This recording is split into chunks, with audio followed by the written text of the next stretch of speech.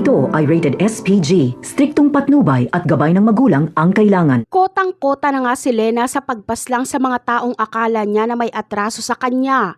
Una niyang biktima ay si Noy at ang pangalawa naman ay si Roda.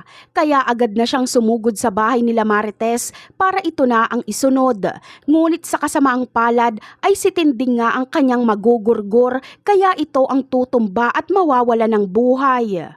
Sa kabilang banda naman, mabilis ngang nakarating sa presinto ang balitang pagpaslang kay Noy at Roda. Nalaman agad ito ni Rigor kaya magmamadali na siyang umuwi at puntahan si Marites dahil alam niyang ito na ang isusunod ni Lena.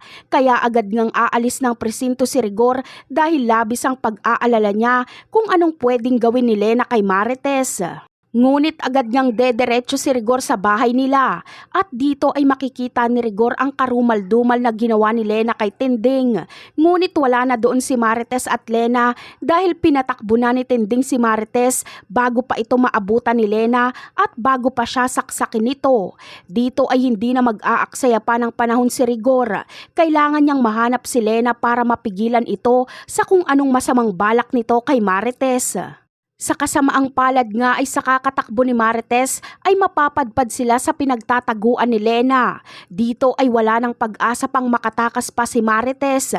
Ngunit matutuntun nga sila ni Rigor.